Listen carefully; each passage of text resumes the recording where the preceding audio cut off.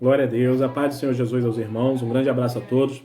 Quero estar pedindo aos irmãos, nós estamos aqui para iniciar a nossa lição de número 11, do nosso estudo bíblico, nossa escola dominical. Mas antes da gente iniciar, quero solicitar aos irmãos aí que esteja compartilhando, né? Não somente o vídeo, mas esteja compartilhando o canal, solicitando aos amigos, aos vizinhos, aos parentes, a inscrição no canal. Se eu não me engano, nós temos 730, mais ou menos, pessoas inscritas. Nós precisamos que esse número ultrapasse 1000. E nós precisamos que, nesse momento, você venha estar nos ajudando. E é primordial, não vai custar nada, só simplesmente divulgue o canal, fala assim, manda uma mensagenzinha lá com carinho, se inscreva no canal, esteja ajudando a nossa igreja, esteja compartilhando e esteja também compartilhando com o intuito evangelístico, né? Existem muitas pessoas que estão nesse momento carentes, não somente nesse momento, mas eu digo esse momento devido às circunstâncias a qual estamos vivendo, e uma mensagem de conforto, uma mensagem de alento, com certeza estará falando ao coração dessa pessoa. Quem sabe essa mensagem pode estar saindo da boca, né, dos lábios de um dos servos dele na nossa comunidade, na nossa igreja. Então eu quero pedir a vocês que estejam compartilhando. Vamos evangelizar. Essa é uma forma de nós estarmos evangelizando. Então evangelize junto conosco, divulgando o nosso canal. Vamos para a nossa lição de número 11. Né? Nós estamos fazendo um estudo sobre a carta aos Romanos. Vamos estar lendo a lição número 11 e trabalhando sobre ela. Somos mais do que vencedores. Nossa lição número 11, a gente tem aí o nosso início de leitura no capítulo 8 de Romanos, né, do versículo 31 em diante. Diz o seguinte: que diremos, pois, essas coisas? Se Deus é por nós, quem será contra nós? Aquele que nem mesmo a seu próprio filho poupou, antes o entregou por nós. Como nós não dará também com ele todas as coisas? Quem tentará acusação contra os escolhidos de Deus? É Deus quem justifica. Quem é que condena? Pois é Cristo quem morreu, ou antes quem ressuscitou dentre os mortos, o qual está à direita de Deus, e também intercede por nós. Quem nos separará do amor de Cristo? A tribulação ou a angústia? A perseguição ou a fome? Ou a nudez, ou o perigo, ou a espada? Como está escrito, por amor de ti somos entregues à morte todo dia. Somos reputados como ovelha para o matadouro. Mas em todas essas coisas somos mais do que vencedores por aquele que nos amou. Porque estou certo que nem a morte, nem a vida, nem os anjos, nem os principados, nem a potestade, nem o presente, nem o porvir, nem a altura, nem profundidade, nem alguma outra criatura nos poderá separar do amor de Deus, que está em Cristo Jesus nosso Senhor. Que Deus venha estar nos abençoando. Amados, quem nos separará do amor de Deus? Nós somos mais do que vencedores. Mas o título que chama a nossa atenção para dizer que somos mais do que vencedores não quer dizer que nós estaremos vencendo todas as coisas. Mas nós somos mais do que vencedores porque o amor de Cristo, ele é a supremacia de todas as coisas pelas nossas vidas. Sobre esse capítulo 8, nós temos duas referências extremamente importantes. A primeira é a justificação. A justificação, né, de Deus, que se deve ao sacrifício reconciliatório. E esse sacrifício reconciliatório para os judeus em si, não só para os judeus, para nós fica a referência de Jesus, mas para os judeus, quando fala de sacrifício reconciliatório, é a mesma coisa que falar de Abraão, quando ele vai sacrificar o seu filho Isaque.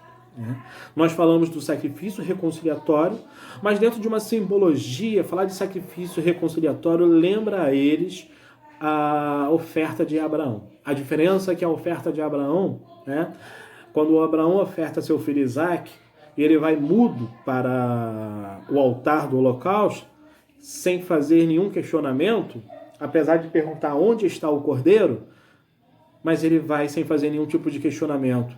E é Deus que impede que ele faça esse sacrifício.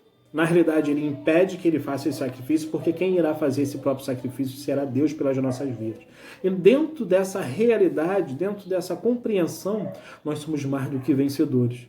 porque Deus nos amou de tal ponto, sendo capaz de não poupar o seu próprio Filho.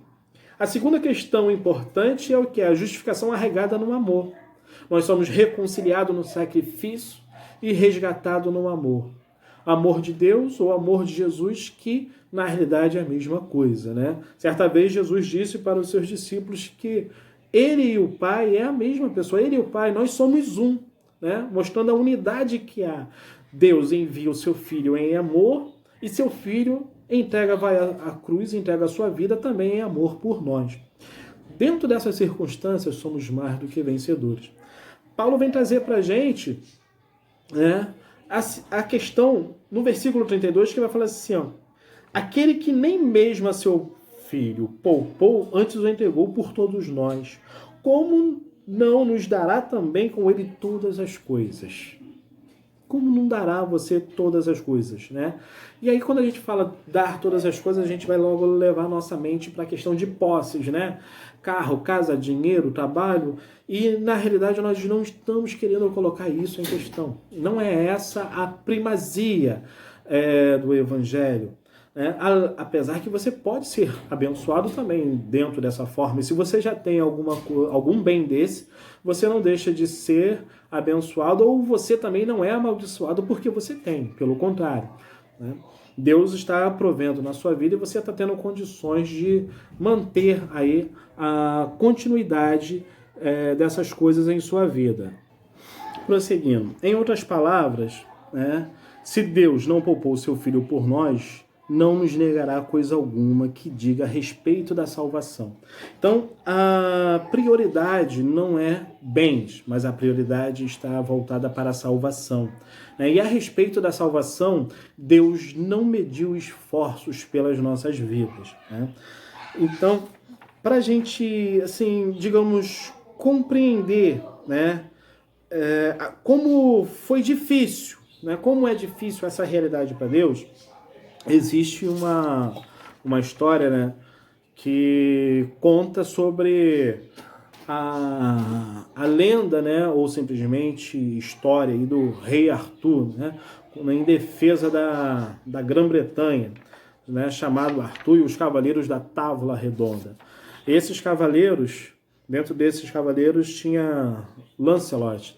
Lancelot, infelizmente, ele traiu, né, a lealdade do rei, e ele se relaciona com a sua esposa, né?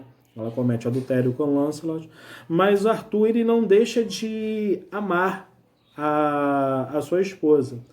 E o seu enteado, ele tinha um certo rancor sobre a posição, sobre Arthur. Ele tinha suas intenções para ascender aí ao trono, e ele sempre tentava articular contra Arthur. E dentro dessa articulação, quando ele vê essa situação, quando ele descobre, ele não deixa de fazer a acusação, e isso realmente é mostrado, exposto a todos, só que havia um código, né? Havia uma lei. E dentro dessa lei, só havia duas questões. Ela teria que ser lançada à morte, ela teria que ir à fogueira. E dentro dessa situação só havia duas questões para o rei. Ou ele simplesmente, né, quebrava a lei em amor dela para que ela não morresse, ou ele permitia que o amor da vida dele morresse. Né? E ele ficou aí chamado, como os outros dizem, entre a cruz e a espada. Né? Ele ficou dentro dessa situação falando de um amor terreno. Mas se a gente for falar de amor de Deus, é quase a mesma coisa, só que com uma capacidade maior. E essa capacidade maior que eu quero colocar para a gente, para a igreja, é a capacidade que Cristo teve de ficar em silêncio e permitir que seu filho morresse. Em ver o seu filho morrer, porque ele queria cumprir aquele legado, aquela lei, e seu filho também ele vai à cruz com a mesma compreensão, com a mesma consciência, né, de que esse projeto tem que ser cumprido em amor da sua vida e da minha vida. Então, a respeito da salvação, né, nós somos mais do que vencedores.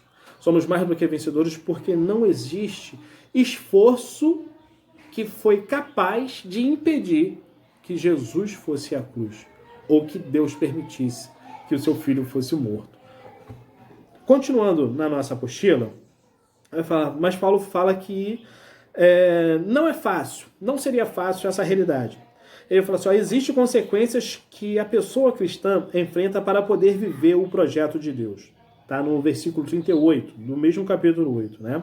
Esses obstáculos são apresentados numa crescente que vai de tribulação até a morte. Eita, aí você vai falar, poxa, eu vou entrar para a igreja, eu estou dentro da igreja, para mim poder encarar a tribulação e possivelmente a morte. E antes de que você reclame disso, eu vou te dizer, você pode não estar na igreja e você vai encarar a tribulação e a morte. E uma das coisas mais certas na vida do ser humano, infelizmente, é a morte. Né? Então, assim, não adianta, nós vamos viver problemas. Mas existe uma diferença muito grande para aqueles que estão em Cristo Jesus. E diz o seguinte, né? Ele vai falar assim, a tribulação e a morte é uma coisa muito certa. Né? Talvez consigamos detectar essas etapas. As três primeiras, tribulação, angústia e perseguição. Paulo, quando inicia o seu trabalho missionário, quando ele se converte, ele já se depara com toda essa realidade. Todo o seu trajeto, as suas viagens, né, as suas pregações, ele é perseguido, ele também é esmurrado, ele é apedrejado, e tudo isso por conta do compromisso que ele adquiriu com Deus. Então, quando nós adquirimos um compromisso com Deus, entenda, você adquire um compromisso, você assume um compromisso com a verdade. E a verdade, ela entra em choque com a realidade desse mundo. Por mais que exista lei, direitos humanos, não quer dizer que essa verdade é plena. Não quer dizer que a regra que foi criada agora dentro de um plenário, dentro de uma Assembleia Legislativa, é a melhor lei da vida do ser humano e que aquela ali é a razão e nós vamos agora sobreviver em plena paz. Quando na realidade não. Muitas das leis hoje em dia a gente está vendo até mudanças delas, que essas mudanças têm interesses pessoais próprios de cada pessoa, de cada articulador desse, que você vai olhar para ela e vai ver que, olha só, isso não é bom, isso não é legal. Né? Então, assim, a verdade de Deus ela é única, a lei de Deus ela é única. E é importante nós aprendermos que quando nós estamos com Deus, nós nos chocamos com o mundo. A verdade que está no mundo não é a verdade de Deus. E a verdade de Deus é simplesmente a verdade. Por isso o texto bíblico vai nos dizer que conhecereis a verdade e a verdade ela nos libertará. Né? Você pode achar que está vivendo dentro de uma verdade, mas se você não conhece a Cristo, você não está dentro de uma verdade. Você está dentro de engano. Talvez você conheça as questões filosóficas que possa parecer para você soar maduro, soar algo inteligente, algo que até mesmo esclarecedor sobre a ciência humana, sobre a mente em si e qualquer outras coisas. Mas na realidade, Deus é que mostra qual é o verdadeiro intento, qual é a verdadeira persuasão maligna que existe no mundo e qual é o projeto dele para essa terra. O projeto de Deus para as nossas vidas não tem a ver literalmente com essa terra, mas o projeto de verdade maligno, o sistema que existe nessa terra, tem a ver com essa terra, tem a ver com a sua vida para levar à destruição ou simplesmente a morte ou alguma dessas dificuldades, mas está ligado muito às coisas dessa terra. Deus quer nos chamar a atenção para que nós venhamos amar as coisas celestiais, principalmente seus ensinamentos. Né? As duas últimas, perigo e espada, ele vai falar sobre a tribulação, a angústia e a perseguição que ele viveu dentro das suas viagens, né? Pregando o evangelho. E ele também vai falar de outras duas perseguições, que é fome e nudez. Dentro das prisões, ele se deparou com essa realidade em que ele passou fome, né? Ou muitas das vezes esteve ali dentro até mesmo nu. Né? Uma prisão daquela época, se uma prisão de hoje não é algo bom, não é algo confortável, imagine uma prisão daquela época. Né? Eu tenho aí um exemplo da experiência de um conhecido que ele foi preso, acusado de atacar, acusado de molestar uma pessoa dentro do ônibus. Ele me explicou a situação, foi ajuizado, assim por diante, mas até que ele pudesse ser ouvido, né, e esclarecer os fatos, que realmente não aconteceu nada, ele não foi ouvido inicialmente e ele foi logo preso de uma forma assim, bem arbitrária. E dentro dessa prisão, ele já foi colocado dentro do vulgo, né, xilindó. Ele foi logo parar lá no Bangu, né, dentro desses presídios. E ele falou que assim foi uma experiência para a vida dele muito grande, muito grandiosa, porque ele viu a degradação que é. E ele também teve uma experiência muito grande de pessoas lá dentro pregando o evangelho, né? E de como é diferente. Uma pessoa que está lá dentro e prega o evangelho, ela não pode nem usar o celular de alguém, que sabe que todo mundo lá tem celular, mas esse celular é um celular que entrou de uma forma roubada, de uma forma desviada. Então, assim, aqueles que estão nas celas dos cristãos, né, que resolveu ficar ali dentro, seguir as normas, né, eles andam plenamente dentro da regra. Eles tentam não infringir a regra, apesar que eles infringiram anteriormente, né? Exceto quando há algum erro de justiça, mas eles infringiram anteriormente a regra. Mas ali dentro eles assumem uma posição de não infringir a regra e permanecer dentro dos direitos legais que permite eles ali dentro. Com este, Paulo revela que possuir o espírito a ser possuir o espírito a ser filho de Deus acarreta uma luta contra as forças que tentam sufocar o projeto de Deus. Existe um projeto de Deus e esse projeto está voltado para salvar as nossas vidas. E você possuir esse espírito de Deus na sua vida acarreta luta, dificuldade, tribulação. Não que você, como crente, como servo de Deus, você não passe pela tribulação também de uma forma natural. Porque ser cristão não é estar é estar dentro de um campo de batalha. O ser cristão é você entender que, olha só, eu estou dentro de um campo de batalha. Eu vou ter que lutar tanto como qualquer outra pessoa. Mas eu não estou lutando como um ladrão, eu não estou lutando como um homicida, eu não estou lutando como um mentiroso, eu não estou lutando como uma pessoa, né, fraudulenta, eu não estou lutando como um estuprador, eu não estou lutando como uma pessoa que defrauda, que rouba, que comete todas as atrocidades do mundo. Eu estou lutando para manter a minha integridade, eu estou lutando para ser justo, eu estou lutando para manter o amor no meu coração, eu estou lutando para que eu possa continuar sendo servo de Deus, eu estou lutando para que eu possa criar minha família, né, em paz, para que eu possa dar um bom exemplo. Eu estou lutando para ser exemplo dentro da minha casa, eu estou lutando para ser exemplo para os meus filhos. Nós estamos lutando com outro propósito, enxergando as mesmas lutas que os outros estão enxergando. Mas nós não enxergamos como, ai meu Deus, que dor grandiosa, ai, nós vamos morrer, não. E se morrermos, nós vamos morrer nos braços de Cristo, porque nele nós somos mais do que vencedores. É essa a dimensão. A luta haverá sempre, todos os dias, né? O próprio texto vai falar que, olha, todos os dias nós somos entregues à morte, todos os dias nós temos uma batalha, né? Como diz aí o ditado popular da vida, todo dia há um leão para você vencer. Né? A providência divina nas nossas vidas, ela não se dá pelo fato de Deus simplesmente querer tirar as lutas das nossas vidas, mas ela se dá pelo fato de Deus nos tornar mais do que vencedores pelo fato do seu amor. Ele não poupará esforço para garantir a sua salvação. E a sua salvação, ela depende simplesmente do seu ato de entrega, do seu ato de compromisso. Ele já tem um compromisso com você. Esse compromisso com você é um compromisso de amor, né? De amor imutável. Você não vai mudar o que ele fez pela tua vida e você não vai mudar o fato de que ele te amou primeiro, né? Pode ser constrangedor para você, mas você não muda esse fato, né? Você pode mudar simplesmente o fato da sua escolha de querer ou não querer estar com Cristo.